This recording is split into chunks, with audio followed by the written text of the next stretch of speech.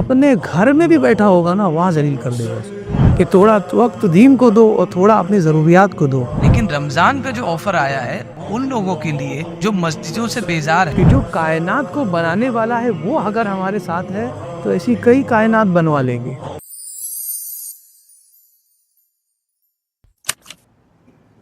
آج کی اس درس کا عنوان ہے ہم سب گنہگار ہیں. اللہ تبارک و تعالیٰ قرآن مجید میں ارشاد فرماتا ہے ان اللہ لا یغفر ان یشرک بہ.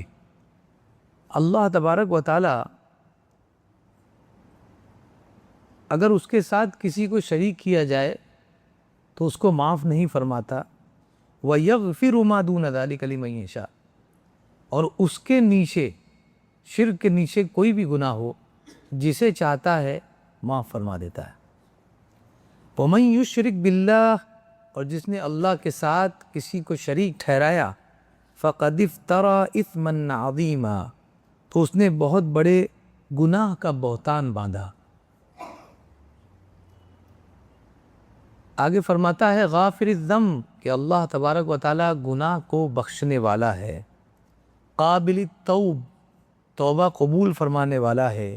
شدید العقاب بہت سخت عذاب دینے والا ہے.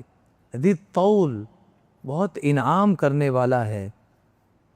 لا الہ الا ہو اس کے علاوہ کوئی معبود نہیں. الیہ المصیر اور اسی کی طرف سب کو لوٹنا ہے.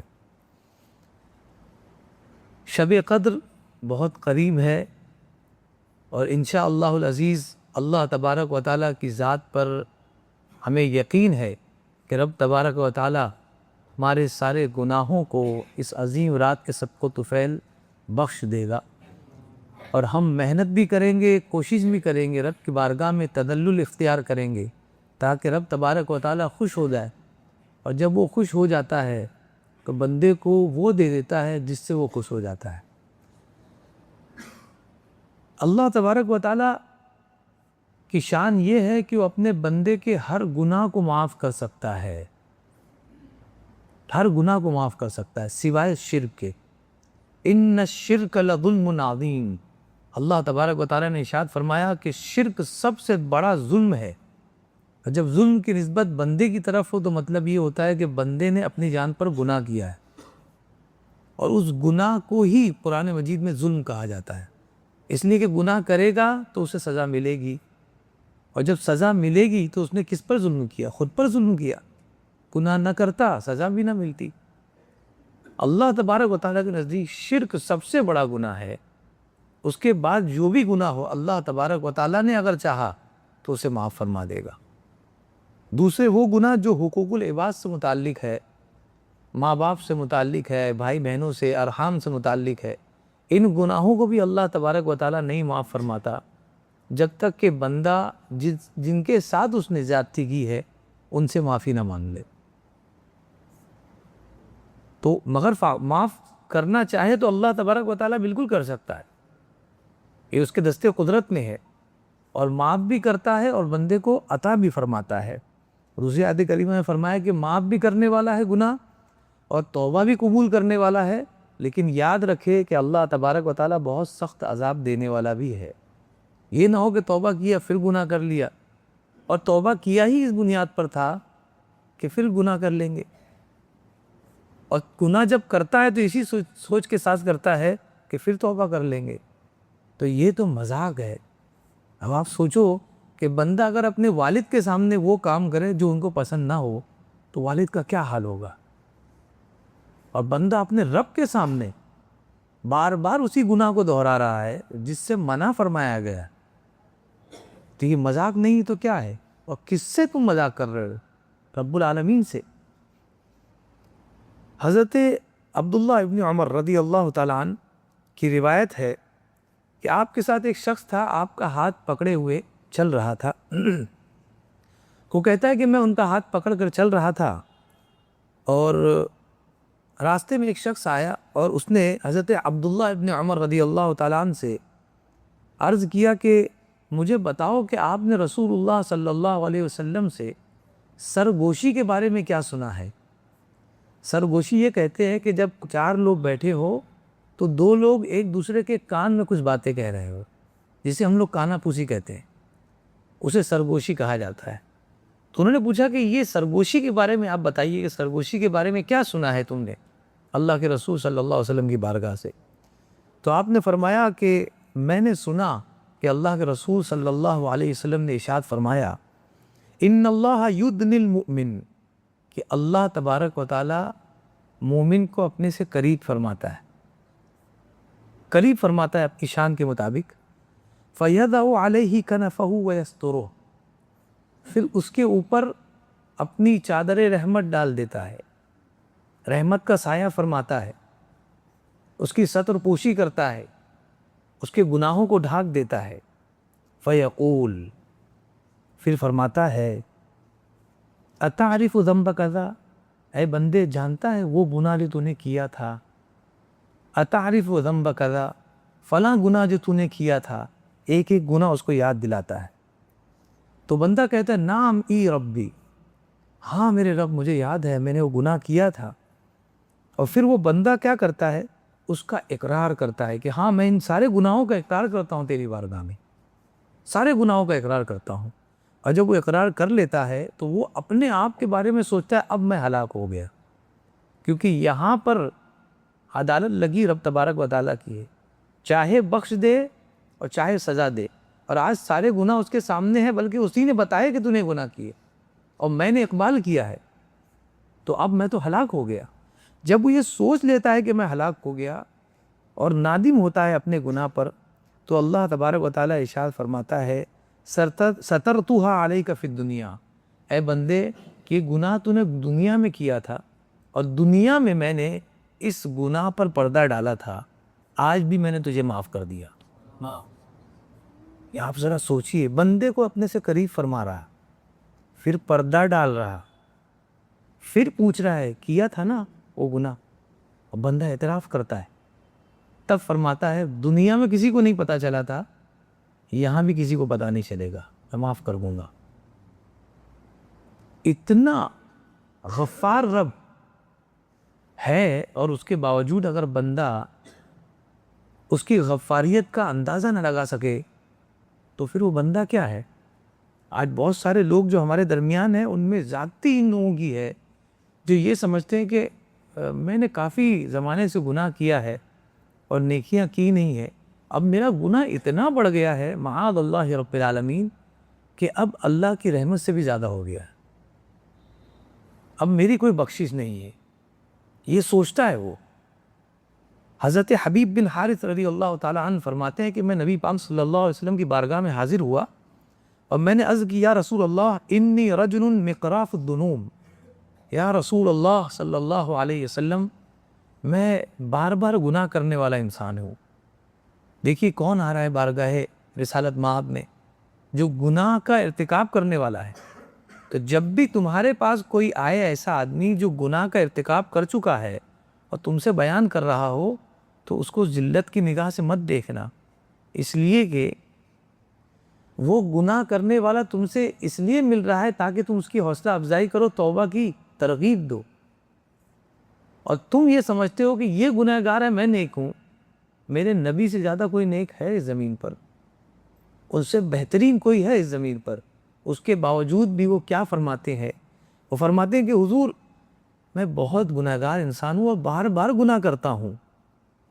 اللہ کے رسول صلی اللہ علیہ وسلم نے ارشاد فرمایا جب بھی گناہ کرو توبہ کر لو۔ تو انہوں نے فرمایا کہ عرض کیا رسول اللہ میں پھر گناہ کر لوں گا، تو بولے پھر توبہ کر لینا۔ کہا میں پھر گناہ کر دوں گا، پھر توبہ کر لینا۔ اس کے بعد وہ عرض کرتے ہیں یا رسول اللہ اذا تکثر ذنوبی، یا رسول اللہ یار پھر تو میرے گناہ زیادہ ہو جائیں گے، بار بار گناہ کروں گا۔ اللہ کے رسول صلی اللہ علیہ وسلم نے کیسے حوصلہ افزائی کی ہے، دیکھیے یہ اس گنہگار کی حوصلہ افزائی ہے جسے اپنے گناہ کا اقبال ہے اور وہ توبہ کرنا چاہتا ہے، نادم ہے۔ حضور اقدس صلی اللہ علیہ وسلم نے فرمایا فَعَفْوُ اللَّهِ أَكْثَرُ مِنْ ذُنُوبِكَ یا حبیب، اے حبیب اللہ کی معافی اور اس کی مغفرت تیرے گناہوں سے بہت بڑی ہے۔ تم کو اندازہ بھی نہیں ہے اللہ کی مغفرت کا. اگر وہ پکڑنے پر آ جائے دنیا میں کوئی ایسی طاقت نہیں ہے تمہیں بچا سکتی ہو, اور اگر وہ بخشنے پر آ جائے تو ساری دنیا مل کر بھی ذلیل کرنا چاہے تو آپ کا بال بے کر نہیں کر سکتی. لیکن کیا ہمیں اللہ رب العزت کی طاقت کا اندازہ ہے؟ ہم اندازہ لگا نہیں سکتے, لیکن اپنی جو سمجھ ہے, جو اللہ تبارک و تعالیٰ کی دی ہوئی عقل ہے, اس عقل کے بھروسے ہم اتنا تو اندازہ لگا سکتے ہیں کہ یہ طاقت ایسی طاقت ہے جو ہمارے عقل سے پرے ہے. اور جب اس کی طاقت کا تمہیں اندازہ ہو گیا تب اب کسی کو کیوں خدا مانتے بیٹھے ہو, یا اپنے گناہوں سے اتنا زیادہ مایوس کیوں ہو چکے ہو؟ اب تو تمہیں پتہ چل گیا ہے کہ اگر بتانا ہے گناہ تو اس کے سامنے بتاؤ جو معاف کرتا ہے اور قادر بھی ہے. ہم اس کے سامنے کیوں بتائے کہ جسے پتہ چل جائے تو وہ مذاق اڑائے, توبہ کرنے والے کو بھی دور کر دے. تو اللہ تبارک و تعالیٰ کی اس طاقت کو بندے کو اس کا احساس نہیں ہے, اندازہ نہیں ہے. یہی بنیاد ہے. میں دیکھتا ہوں ہمارے نوجوان آج جو مساجد سے دور ہیں, دینی ماحول سے دور ہے, اس کی وجہ یہ ہے کہ ہم نے ترغیب کے ساتھ ساتھ ترہیب اتنی زیادہ ملا دی کہ ترغیب بچی نہیں. دو ہی چیز ہوتی ہے, یا بندے کو حوصلہ دلایا جاتا ہے یا بندے کو اللہ کے عذاب سے ڈرایا جاتا ہے. تو جنت کی خوبیاں بتانا بہت کم ہو گیا, جبکہ جہنم کا عذاب اتنا بتا دیا گیا کہ بندہ ڈر کر سوچ گیا کہ اب میرا تو کوئی ہونے والا ہے گا. یہ بتایا جاتا ہے کہ فلاں گناہ کی کوئی معافی نہیں, فلاں گناہ کی کوئی معافی نہیں. آپ کیا سمجھتے ہیں؟ کبھی کوئی اچھی بات آپ بتاتے ہیں اور بندہ کچھ غلط سمجھ لیتا ہے. اسی لیے باتوں کو وضاحت کے ساتھ بیان کرو. ہو سکتا ہے کہ بہت لچھے دار تقریر نہ ہوگی اور بہت سارے لوگ نعرہ لگانے والے نہ ہوں گے, لیکن صحیح میسج بھیجنا یہ ایک عالم کی ذمہ داری ہے. کہیں ایسا نہ ہو کہ ہمارے جوش کے چکر میں غلط میسج چلا جائے اور 10 لوگ مسجد کے آنے سے رک جائیں. تو ہمیشہ یاد رکھیں کہ اپنے رب کی طاقت اپنے بندوں کو بتائے. یہ ذمہ داری صرف عالم دین کی نہیں ہے, مسجد کے امام کی نہیں ہے, بلکہ ہر اس شخص کی ہے جو اپنے سے ماتحتوں کے درمیان ایک گارجین کی حیثیت رکھتا ہے. باپ کی ذمہ داری ہے کہ اپنے بچے کو ہمیشہ یہ بتائے کہ رب تبارک و تعالیٰ سے اونچا کوئی نہیں ہے. فلاں تم سے گناہ ہو گیا, توبہ کرو, ندامت اختیار کرو, اور گناہ کا معاف کرنے والا اللہ تبارک و تعالیٰ کی ذات ہے, اسے حوصلہ دلاؤ. آج میں حیرت کرتا ہوں, ایک بڑی تعداد ہو گئی ہے مسلمانوں کے درمیان جو کبھی کوئی گناہ کر لے تو سمجھتے ہیں کہ اب ہم اس گناہ سے بچ نہیں سکتے اور وہ پھانسی لے رہی ہے. پہلے یہ نہیں سننے میں آتا تھا, لیکن کثرت ہو گئی ہے ایسے لوگوں کی جو سمجھتے ہیں کہ اب ہماری کوئی بخشش نہیں ہے. رب تبارک و تعالیٰ غفار الذنوب ہے, خود فرماتا ہے میں غافر الذنب قابل التوب ہوں, گناہوں کو بخشنے والا ہوں, توبہ کرے گا میں توبہ قبول کرنے والا ہوں. ساری نومیدی ختم کر دی. لا تقنطوا من رحمت اللہ. اللہ تبارک و تعالیٰ فرماتا ہے قل یا عبادی الذین اسرفوا علی انفسہم لا تقنطوا من رحمت اللہ. میرے وہ بندوں سے فرما دے محبوب جنہوں نے اپنی جانوں پر ظلم کیا ہے, گناہ کیا ہے, کوئی ضرورت نہیں ہے اللہ کی رحمت سے نا امید ہونے کی,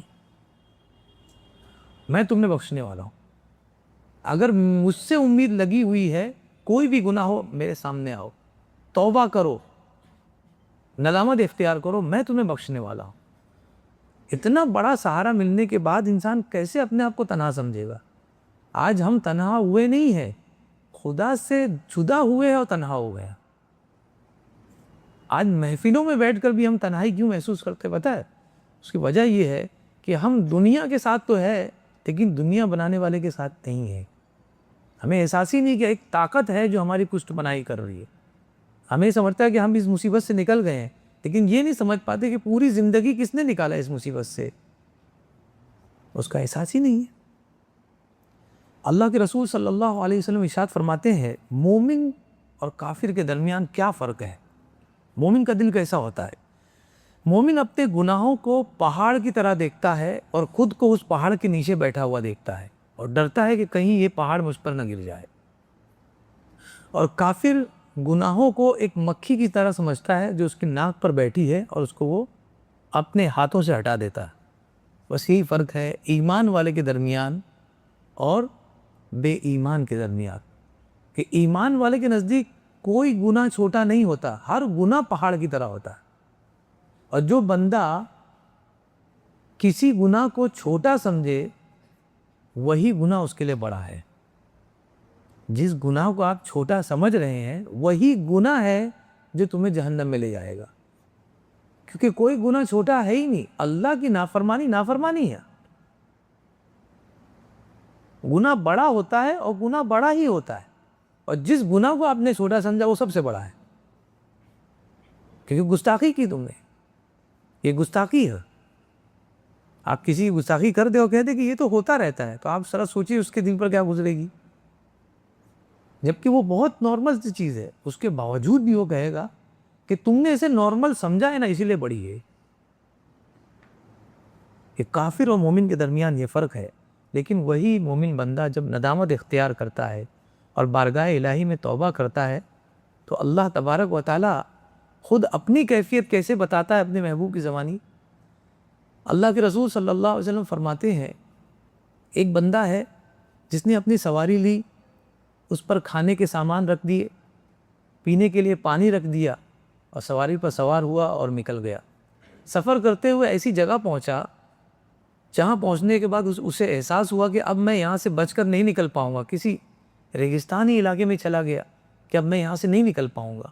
نا امید ہو گیا تو وہ اپنی سواری سے اترا اور کچھ دور گیا، دیکھا تو وہاں پر کچھ نہیں تھا.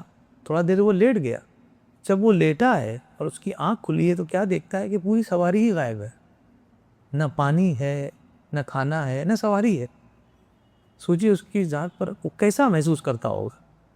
یہ تو بہت بڑی بات ہے. آپ کسی ٹرین پکڑنے جائیں اور پتہ چل جائے کہ ٹرین کینسل ہو جائے اور آپ اپنے گھر سے 50 کلومیٹر دور آ گئے ہیں، کہ آپ پر کیا گزرے گی. ہم تو اسی میں ہماری جان نکل جائے گی. لیکن اس بندے کے بارے میں کیا، ریگستان میں پہنچ گیا، کوئی اب سویدھا نہیں ہے کہ وہ چل کر آ جائے، اور اس کو پتہ چلتا ہے کہ میری سواری غائب ہے، کھانا پینا سب غائب ہے. تو وہ پریشان ہوتا ہے، تھوڑا دیر گھومتا ہے یہاں، اور اس کے بعد وہ سوچ کر اپنے پاس اسی جگہ پر آتا ہے جہاں پر اس نے سواری چھوڑی تھی، یہ سوچ کر کہ اب میں سو جاؤں گا اور میرا یہ آخری وقت ہے، اب میں نہیں بچوں گا. وہ سو جاتا ہے. جیسے ہی وہ سوتا ہے، تھوڑی دیر سونے کے بعد اس کی آنکھ کھلتی ہے تو کیا دیکھتا ہے کہ سواری موجود ہے. سواری بھی موجود ہے، اس پر پانی بھی ہے اور کھانا ہے. اس کی خوشی کی کیا انتہا ہوگی آپ سمجھ سکتے ہیں؟ کتنا خوش ہوگا وہ. اللہ کے رسول صلی اللہ علیہ وسلم ارشاد فرماتے ہیں بس اتنا ہی خوش جب بندہ توبہ کرتا ہے اپنے گناہ سے تو اللہ ہوتا ہے.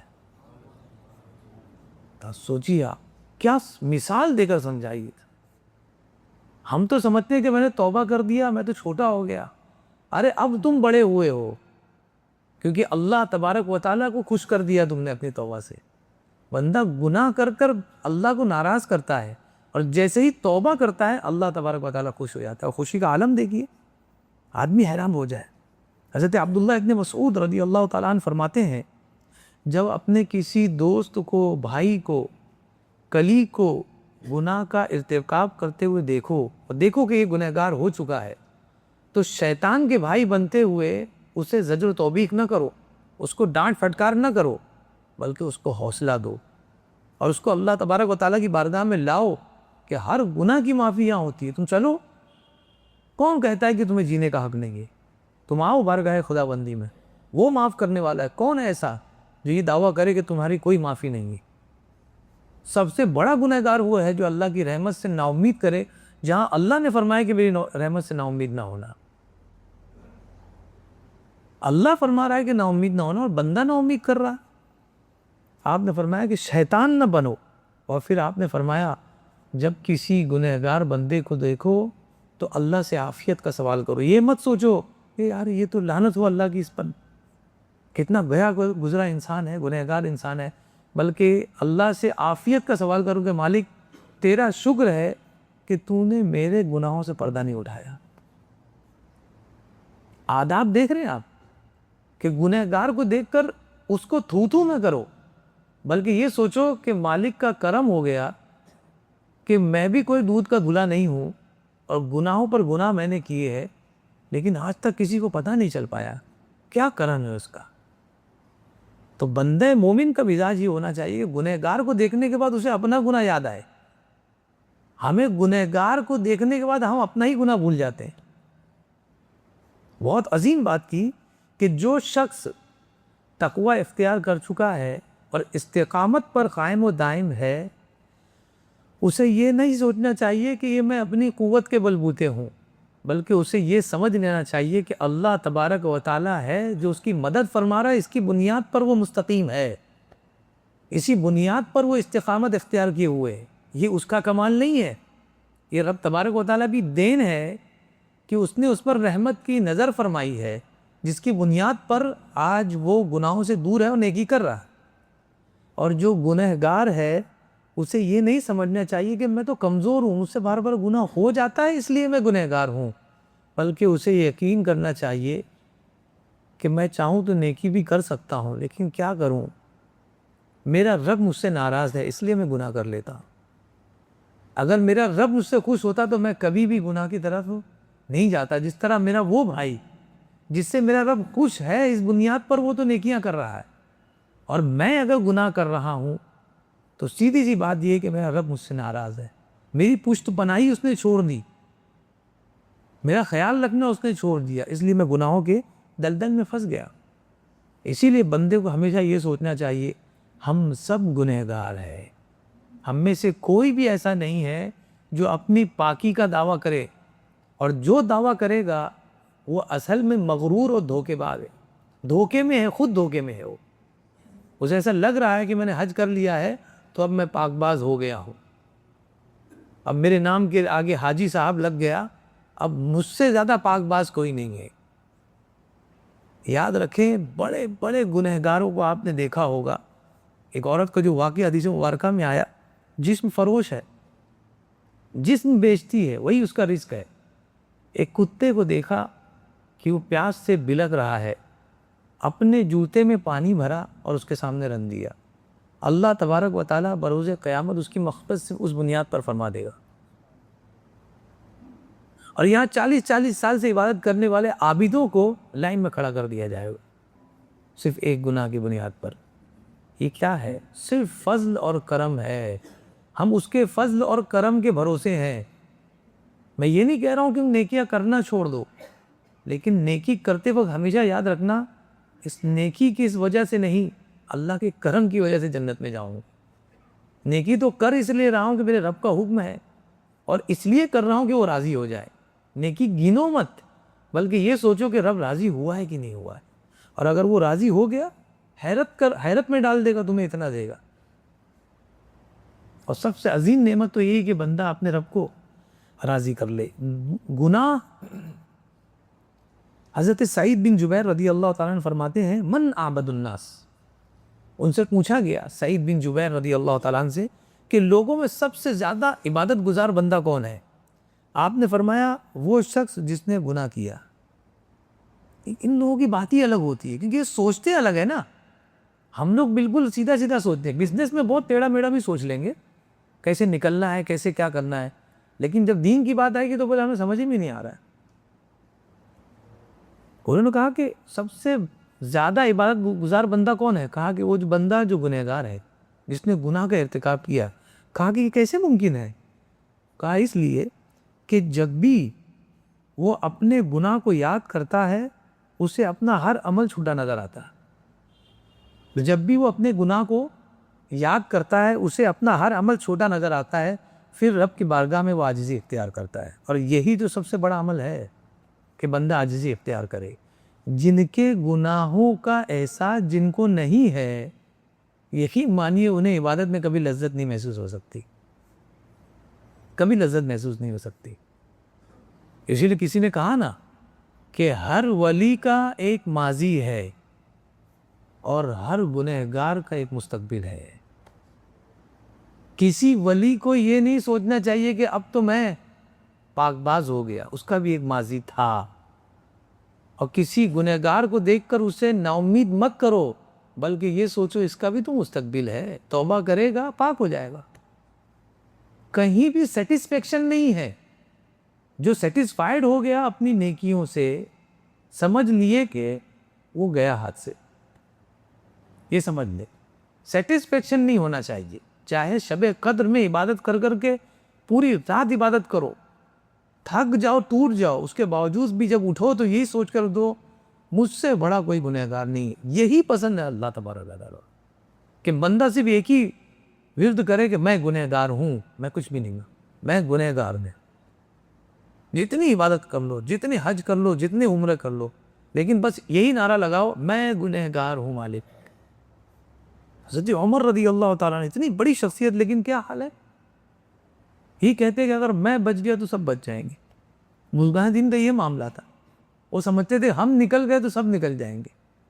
وہ اپنے آپ کو کبھی پاک باز سمجھا ہی نہیں انہوں نے، جبکہ یہ کون لوگ ہیں جن کو نبی پاک صلی اللہ علیہ وسلم نے کہا ہے کہ تم جنتی ہو، اس کے باوجود بھی وہ سمجھتے تھے کہ پتہ نہیں کیا ہوگا ہمارے ساتھ، کیونکہ ان کے سامنے وہ حدیث تھی جس حدیث کا مفہوم مجھے ابھی یاد آ رہا ہے کہ بروز قیامت ملک مکرم، یعنی وہ فرشتے جو اللہ کے قرب میں ہمیشہ رہتے ہیں، اللہ کے قرب میں، قیامت کے روز اللہ تبارک و تعالیٰ کا جلال دیکھنے کے بعد وہ تھر تھر کانپیں گے۔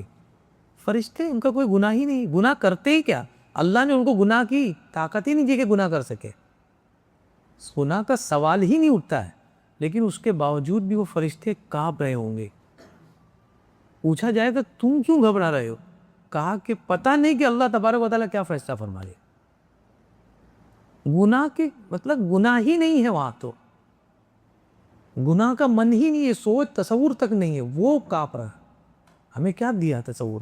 یہی دیا کہ اگر تمہیں نیک سمجھتے ہو لوگ تو تم خود کو نیک مت سمجھو، تم اپنے آپ کو گنہگار سمجھو۔ جب تک کہ بندہ اپنے آپ کو گنہگار سمجھتا ہے کسی کو بھی گنہگار نہیں سمجھے گا، لیکن جیسے ہی تم نے کسی کو گنہگار سمجھا، اس کا مطلب یہ ہے کہ اندر گناہوں کی فیکٹری چل رہی ہے اور بندہ اس پر پردہ ڈالنے کے لیے دوسرے کو گنہگار کہہ رہا ہے۔